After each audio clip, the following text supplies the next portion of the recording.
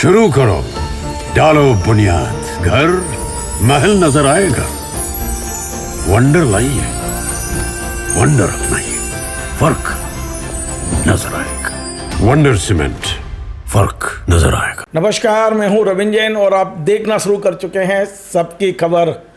अंतर्राष्ट्रीय कथाकार पंडित धीरेन्द्र शास्त्री, जिन्हें पूरा देश और दुनिया बागेश्वर महाराज के नाम से जानते हैं, अब उनके अद्भुत जीवन यात्रा पर एक किताब आई है और इस किताब को लिखा है मध्य प्रदेश के युवा पत्रकार, जिन्हें आप बुंदेली बौछार के नाम से जानते हैं, जिनकी टेक लाइन है, हमें तो चिंते हुई हो, हमें सचिन चौधरी।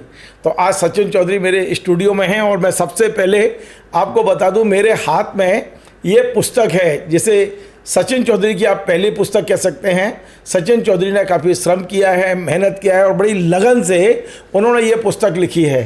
सचिन चौधरी ने इसे लिखने का क्यों तय किया, हम सारी बातें करेंगे, लेकिन पहले मैं बता दूं कि वाकई इस समय बुंदेलखंड में दो लोग नाम बड़ा कमा रहे हैं। एक बागेश्वर धाम जो इंटरनेशनल है और एक हमारे सचिन चौधरी, जिन्होंने बुंदेली बौछार के लिए, भाषा के लिए अपना सर्वस्व मतलब न्यौछावर कर दिया। लगातार बुंदेली पे जो वो काम कर रहे हैं, बुंदेली महोत्सव करते हैं, बुंदेली के नाम से जो सारे प्लेटफॉर्म बना रखे हैं, चाहे यूट्यूब पे चले जाएं, फेसबुक पे चले जाएं, इंस्टाग्राम पे चले जाएं, दुनिया में जहाँ जहाँ लोग, चाहे वो देश में हो या विदेश में, यदि बुंदेली से प्रेम करते हैं तो निश्चित तौर पर वे सचिन चौधरी को भी उतना ही प्रेम करते हैं, क्योंकि उनकी बड़ी प्यारी मीठी भाषा के लिए सचिन चौधरी लगातार काम कर रहे हैं।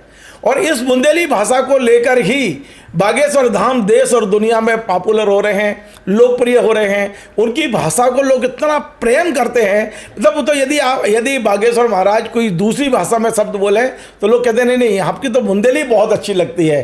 तो निश्चित तौर पे एक बड़े संत जो लगातार देश दुनिया में अपना नाम कमा रहे हैं, बागेश्वर पंडित धीरेन्द्र शास्त्री, जिनकी अद्भुत यात्रा है, इसमें कोई दो राय नहीं है। पिछले 3-4 साल में जिस तरह से अंतर्राष्ट्रीय क्षितिज पर वे छा गए हैं, उन्होंने केवल मध्य प्रदेश का नहीं, बुंदेल का नहीं, पूरे भारत का नाम रोशन किया है। और उनकी इस अद्भुत यात्रा पर यह पुस्तक मेरे हाथ में है। इस पुस्तक का लेखन बेशक सचिन चौधरी ने किया है, लेकिन इसका प्रकाशन मध्य प्रदेश नहीं, देश के जाने माने प्रकाशक मंजुला प्रकाशन ने किया है। इस पुस्तक की कीमत अभी 399 और 350 रुपये है, जिल्द के साथ और पेपर बुक जो जैसा आप जानते हैं। लेकिन फिलहाल हम सचिन से पूछेंगे कि इस समय लोग जो खरीद रहे हैं, आप कह सकते हैं कि आपकी पहली पुस्तक है, तो आप क्या रिव्यू देंगे, ये सारी चीज़ों पर बात करेंगे। लेकिन पहला प्रश्न मेरा यही है, सचिन भाई, आप बुंदेली के लिए जीते हैं और आपको जब पुस्तक लिखने की मन में आई तब भी आपने एक बुंदेली संत को पकड़ा। संत तो बहुत है, धीरेन्द्र शास्त्री पर ही आपकी नज़र क्यों ठहरी? जो आपके सवाल में ही हमारा जवाब छुपा है। हम बुंदेली के लिए जीते हैं और इस बात को सार्वजनिक मंच पे कह चुके हैं कि हो सकता है प्रकृति या भगवान कहीं और ले जाए, लेकिन अब हम अपने होशो हवास में अपने जीवन के अधिकतम काम जो भी करेंगे या तो बुंदेली पे आधारित होगा या बुंदेलखंड पे आधारित होगा। और जब बुंदेली और बुंदेलखंड की बात करें तो अब आप चाहे पंडित धीरेन्द्र शास्त्री के आलोचक हों, चाहे समालोचक हों, चाहे प्रशंसक हों, चाहे भक्त हों, चाहे अंधभक्त हों या श्रद्धालु हों, एक बात आपको माननी पड़ेगी कि आज़ाद भारत के इतिहास में सन 1947 के बाद से आज तक बुंदेलखंड का इनसे लोकप्रिय चेहरा अब तक नहीं हुआ है।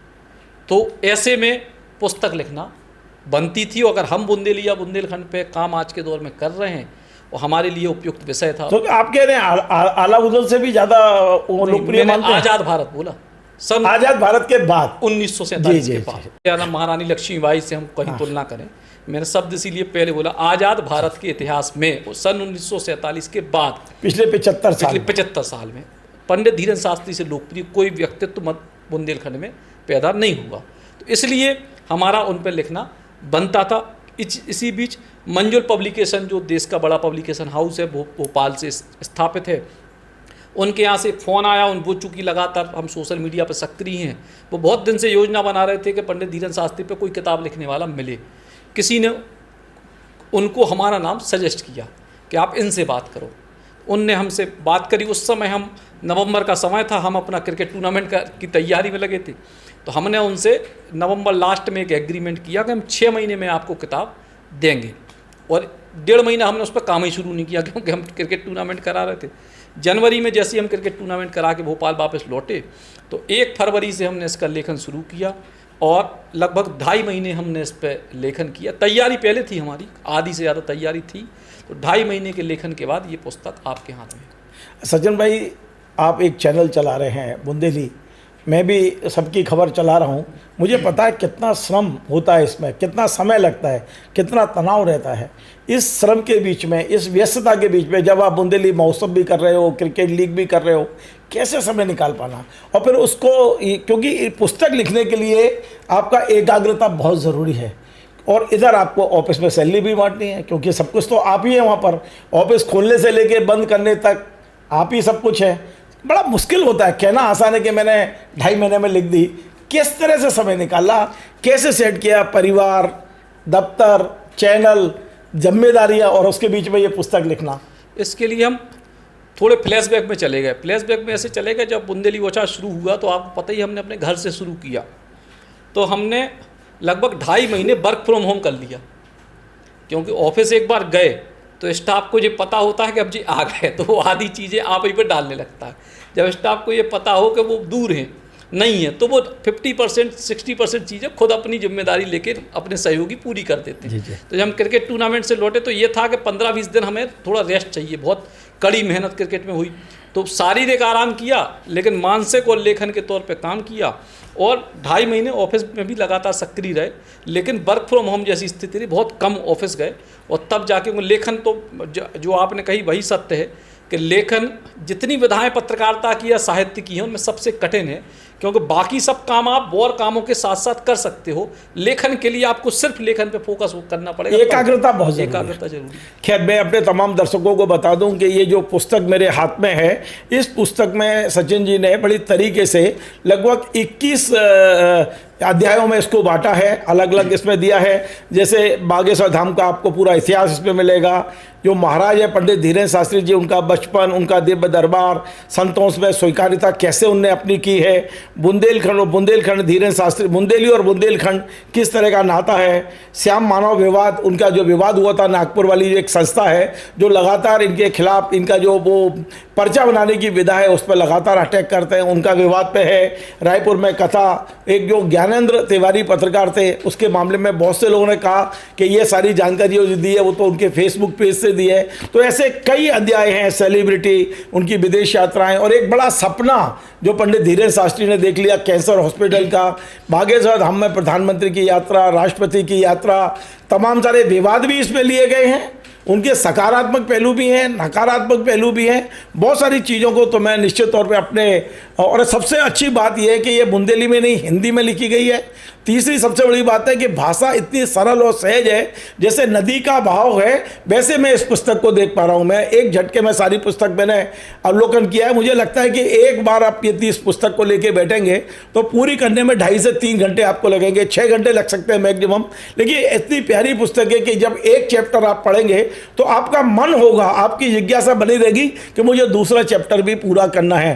तो सचिन भाई, मेरा अगला सवाल यही है कि इस पुस्तक की कीमत कुछ ज़्यादा है। बुंदेलखंड में लोगों को पढ़ना हर व्यक्ति चाहता है। बुंदेलखंड क्या है, देश का हर व्यक्ति जो महाराज के बारे में जानना चाहता है, उनसे जुड़ी हुई चीज़ों के बारे में। तो इस पुस्तक की कीमत कुछ कम करने के बारे में विचार किया है आपने और प्रकाशक ने? फिलहाल ये पुस्तक जो है 250 रुपये में डिस्काउंट रेट पे अमेज़न पे उपलब्ध है। अमेज़न की लिंक आ चुकी है, अमेज़न पे आप सर्च करेंगे तो भी आपको मिल जाएगी। लगभग 100 रुपये कीमत इसकी फ़िलहाल शुरुआती तौर पे कम रखी गई है जो MRP है उससे। तो 250 रुपये में फ़िलहाल ये पुस्तक अमेज़न पे उपलब्ध है। और बात पुस्तक की कीमत की नहीं है, जब इसको अगर बहुत देसी भाषा में हम कहें कि 50-60 रुपये रोज़ की राशि लोग खा रहे हैं, है ना। तो हम एक ऐसी चीज़, जैसे बार बार हम कह रहे हैं कि ऐसी विषय ये नहीं है कि आप उनकी भक्ति में पढ़ो या आलोचना में पढ़ो। एक व्यक्ति, जैसे हमने जिसका विमोचन नरेंद्र सिंह तोमर जी ने, विधानसभा अध्यक्ष जी ने अभी उसका किया है 8 तारीख को, तो उस दिन मैंने मंच से एक बात कही कि बुंदेलखंड के उस गांव में, जिस गांव में 4 साल पहले सड़क नहीं थी, उस गांव का एक व्यक्ति जिसके पास अपने घर का मकान कुछ सालों पहले तक नहीं था, उसी गांव के एक व्यक्ति के लिए देश का सबसे बड़ा उद्योगपति अंबानी परिवार अपना व्यक्तिगत प्लेन भेजता है ऑस्ट्रेलिया के हमारे बेटे की शादी में महाराज आ जाएं। तो आप समझिए कि 5 साल में कोई व्यक्ति कैसे इतना बड़ा बन सकता है। और दूसरी बड़ी बात कि जिस व्यक्ति को गरीबी के चलते पड़ोस के अड़ोस के लोग अपने घर के ब्याह में नहीं बुलाते थे, उस व्यक्ति के आयोजन में 3 दिन के भीतर देश का प्रधानमंत्री और देश के राष्ट्रपति पहुंचते हैं। इसलिए ये 5 साल की अद्भुत यात्रा उनके अपने चमत्कार क्या है वो उनका निजी विषय है या उनके श्रद्धालुओं का विषय है। हमारा कोई विषय नहीं, ना मैंने आज तक अपने बारे में महाराज जी से कुछ पूछा, तो मैं कर्म प्रधान। आपने अति प्रशंसा से बचने की कोशिश की है, अति प्रशंसा से। जो हुआ है जस की तस रख दीनी चुनरिया वाली बात है, चुनरिया जस की तस। जो आपने देखा, जो आपकी आंखों ने देखा, जो नीचे उतरा वो कलम के जरिए बाहर निकल गया। बिल्कुल वही। 4 साल पहले जब मैं पहली बार दमोह का जो उपचुनाव चल रहा था, तो 2021 में जब मैं पहली बार महाराज से मिला, किसी ने हमें बताया कि वहाँ कोई महाराज है। 4 साल पहले अपना एक छोटा सा, इससे मतलब अधिकतम 100 स्क्वायर फीट के कमरे में महाराज बैठे, 10-20 आदमी। आप समझ लो कि 4 साल में कोई व्यक्ति जो प्रगति कर सकता है वो चमत्कार है। महाराज क्या चमत्कार कर रहे हैं वो महाराज जाने, उनके श्रद्धालु जाने। लेकिन 4 साल में एक व्यक्ति का इतना बड़ा विस्तार अपने आप में निश्चित तौर पे ये चमत्कार, निश्चित तौर पे इसमें कोई दो राय नहीं है। लेकिन सचिन जी, एक बात मैं ये भी जानना चाह रहा हूँ कि हमने जितने भी अभी संत देखे हैं, खासकर जो ये कहते हैं कि हम सनातनी संत हैं, उनके पांडाल के बाद उनकी जीवनी जरूर बिकती है। तो क्या अब जो हमारे बागेश्वर महाराज जहाँ जहाँ कथाएँ करेंगे वहाँ एक पांडाल, एक स्टॉल इसका भी लगेगा? उनकी जीवनी तो पहली बार आई है, तो आपको लगता है कि वहाँ से आपको अच्छी, कहना चाहिए, ये किताब भी बिकेगी तो निश्चित तौर पे आपको रॉयल्टी भी मिलेगी?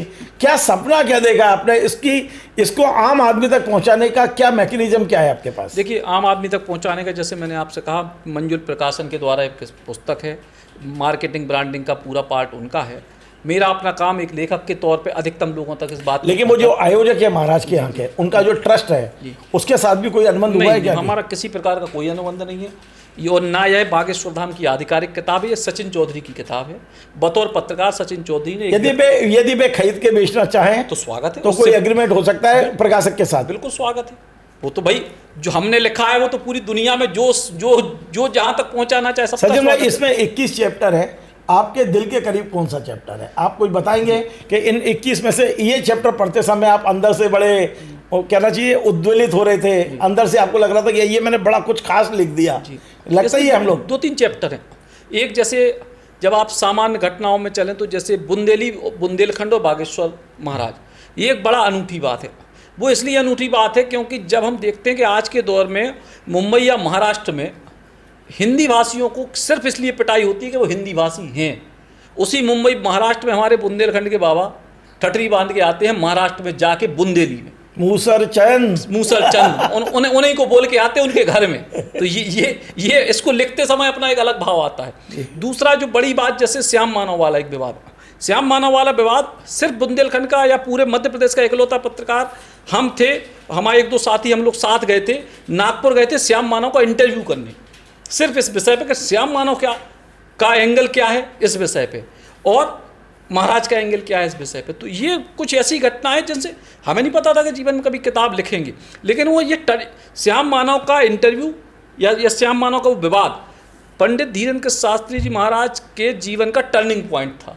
उस विवाद ने इनको अंतर्राष्ट्रीय बनाया है। उस विवाद के पहले तक क्षेत्रीय चल रहे थे, उस विवाद से एकदम हवा मिली, देश भर के मीडिया की चर्चाओं में आए, उसके बाद से तमाम सारे टीवी चैनलों की नज़र में आए, उसके बाद फिर ये चीज़। सज्जन भाई, आपने एक उनके बड़े निजी जीवन को छूने की कोशिश की है, उनके विवाह को लेके। मैंने केवल उसका हेडिंग देखा है। क्या लग रहा है आपको, कब तक शादी कर रहे हैं वो, और आपने इसमें क्या लिखा है? देखिए, विवाह को तो लेके देखिए उनका अपना निजी मत है, जैसा कि वो खुद ही कहते हैं जल्दी काट बांटूंगा शादी के। वो तो 3 साल से कह रहे हैं। हमारी तो शेरवानी पुरानी हो गई, खरीद के कहते थे रख ला, अब तो फिट भी नहीं होगी, अब तो फिट भी नहीं होगी। लेकिन शादी की बात है या वो उनका निजी विषय, वो एक बात कह चुके हैं कि जो है कि वो अपने माता पिता की सहमति से, आज्ञा से शादी करेंगे। लेकिन मुझे लगता है कि कम से कम 2-5 साल नहीं करेंगे, क्योंकि विवाह के बाद बहुत सारी चीज़ें, जिस हिसाब का श्रम या परिश्रम अभी उनके साथ है, सवेरे 4 बजे 5 बजे में सोते हैं, 7 बजे से फिर उठ जाते हैं, घर वाली आए तो वो कहाँ समय दे पाएंगे। तो अभी, और वो उनका अपना निजी विषय भी है, लेकिन अगर आप पारिवारिक बंधन में होते हैं तो आपको समय फिर परिवार को भी देना होता है, तो फिर हमें लगता है कि वो फिर थोड़ा सा लेट करेंगे, बाकी उनकी इच्छा जब महाराज जी बुलाएंगे तो फिर अपन जो है। मैं इस इंटरव्यू का आखिरी क्वेश्चन पूछ रहा हूँ कि ये आपकी पहली किताब है महाराज जी के, तो जहाँ तक आपने लिख दिया है उनका लगातार श्रम चल रहा है उनके साथ, क्योंकि इस किताब के आने के बाद एक नया मामला आ गया, यदि आपने सुना होगा। उन्होंने लगातार कहा है कि भारत में गृह युद्ध के हालात हैं, भारत में संतों में आपस में जो विवाद है, तो अभी वो आपने देखा मथुरा और दिल्ली में अपने चेन्नई के कार्यक्रम छोड़ के वे पहुंच गए और संतों को एक करने की कोशिश कर रहे हैं। राम भद्राचार्य जी महाराज ने जब प्रेमानंद जी के बारे में बोला तो बीच में ये खड़े हो गए आके, दोनों के बीच में समझौते। तो लगातार वे नए नए उपक्रम कर रहे हैं, नवाचार कर रहे हैं। तो मैं उम्मीद करूं कि अगले 2 साल में एक किताब और आएगी, इसका सीरीज 2। अब देखिए वो तो समय तय करेगा और इस पुस्तक की सफलता तय करेगी, लेकिन देखिए सफलता तो मैं गारंटी ले सकता हूँ। जी। मैं गारंटी इसलिए ले रहा हूँ कि ये उनके जीवन की पहली पुस्तक है। मैंने इस पुस्तक को गौर से देखा है। निश्चित तौर पर उनके भक्त जो अब हजारों नहीं, लाखों नहीं, करोड़ों की संख्या में हो चुके हैं, वो हर व्यक्ति चाहेगा कि उनके पास उनकी टेबल पर ये पुस्तक हो और वे 4 लोगों को पढ़ाएं, अपने गुरु के बारे में बताएं। तो सफलता के पीछे मुझे कोई संशय नहीं है। आपको क्यों है आप जाने? नहीं, संशय नहीं भाई, हमेशा अपन तो ईश्वरवादी आदमी हैं, तो ईश्वर और आशीर्वाद गुरुजनों का रहा तो जरूर होगी। और अगर फिर कभी मौका मिला, क्योंकि मैं एक बात और आखिरी आपको बता दूं कि इस पुस्तक के बारे में एक भी लाइन मैंने महाराज जी से पूछी नहीं है, पूरे के ना उन्होंने कुछ भेजा, ना उन्होंने कुछ भेजा, ना मैंने भेजा। कुछ लिखा है। ये 100% मेरी आंखों देखी है, मेरी रिसर्च है, मेरे द्वारा लोगों से की गई बातचीत के आधार पर एक किताब है। तो अब वो सिर्फ इसलिए, मैं जैसे बार बार मैंने कहा कि मैं ये नहीं चाहता था कि ये उनकी आंखों से ये किताब लिखी जाए, ये मेरी आंखों से लिखी गई किताब है। उनको भी पसंद आएगी, उनके आलोचकों को भी पसंद आएगी, उनके श्रद्धालु को भी पसंद आएगी। लेकिन सचिन, ये पहली बार देख रहा हूँ कि किसी जीवित व्यक्ति की जीवनी टाइप लिखी गई हो, उनके ऊपर लिखा गया हो और उनकी अनुपस्थिति में इसका विमोचन हुआ। आप चाहते तो महाराज को बुला सकते थे, इंतजार कर सकते थे, जब महाराज जी पे टाइम होगा तब कर लेंगे हम कार्यक्रम, लेकिन आपने तय कर लिया कि हम तो बुंदेली मौसम में ही करेंगे। इसका क्या कारण? मैं उनके पास गया था, उनसे मैंने निवेदन भी किया और पुस्तक विमोचन का निवेदन नहीं किया मैंने, ईमानदारी से बता रहा हूँ। मैंने समागम में आने का निवेदन किया था, वो उनकी व्यस्तता थी, वो आ नहीं पाए। बाकी जैसे मैंने बार बार ये बात कह रहा हूँ कि मुझे, क्योंकि ये मेरे, अगर ये दूसरी और तीसरी चौथी किताब होती तो शायद जो पैटर्न आप कह रहे यही होता। ये पुस्तक चूँकि मेरे जीवन की पहला लेखन है, मैं ये चाहता हूँ कि पुस्तक इसलिए जानी जाए कि सचिन चौधरी ने एक अच्छे व्यक्तित्व पर लिखी है, इसके लिए नहीं जानी जाए कि एक बड़े व्यक्ति ने लिखवाई है। हमने लिखी है, अपनी मेहनत से लिखी है, और वो मेहनत का प्रतिफल अगर हमारे मतलब इस पुस्तक के लिखने से लेके प्रकाशित होने तक और मार्केटिंग तक ना पंडित धीरेन्द्र शास्त्री जी की किसी संस्था का कोई योगदान है, ना उनका खुद का योगदान है, ना बागेश्वर धाम का योगदान है। ये विशुद्ध रूप से एक सामान्य पत्रकार की अपनी बुद्धि से लिखी गई पुस्तक है, जिसे एक प्रकाशक ने खुद उनसे लिखवाया है और सारी मार्केटिंग का काम प्रकाशक खुद कर रहे हैं। बहुत अच्छी है। मैं आपको पुनः बधाई दूंगा और अपने तमाम दर्शकों को पुनः ये पुस्तक दिखा रहा हूँ। मैं उम्मीद करता हूँ, क्योंकि अभी इस पुस्तक की कीमत कम करके सिर्फ 250 रुपये कर दी गई है, आप इस पुस्तक को पढ़ें और निश्चित तौर पे लोगों को पढ़ाएं। अपनी अलमारी में इस पुस्तक को ज़रूर रखें। जब आपके पास टाइम हो, समय हो, जब आप धीरेन्द्र शास्त्री जी के बारे में समझना चाहते हो, अपना हाथ बढ़ाएं, पुस्तक निकालें, पढ़ें। एक अच्छा अवसर सचिन जी ने हमको दिया है, तो निश्चित तौर पे मैं उम्मीद करता हूं कि सचिन जी की ये पुस्तक जो पहला प्रकाशन आया है, मुझे लगता है दूसरा संस्करण जल्दी आए, ऐसी शुभकामनाओं के साथ आपका बहुत बहुत धन्यवाद। नमस्कार। Join the next be the best, Bundelkhand का सबसे विशाल और आधुनिक विश्वविद्यालय ज्ञानवीर यूनिवर्सिटी। ये सिर्फ एक यूनिवर्सिटी नहीं, ये है आपके सपनों का लॉन्च पैड। यहाँ मिले आपको smart classrooms, modern campus, updated labs और एक्सपीरियंस्ड फैकल्टी। हर स्टूडेंट को मिलता है कॉन्फिडेंस, ग्रोथ और एक ब्राइट करियर का प्रॉमिस। नए सेशन के लिए एडमिशन ओपन है, तो इंतजार कैसा? आज ही कॉन्टैक्ट कीजिए।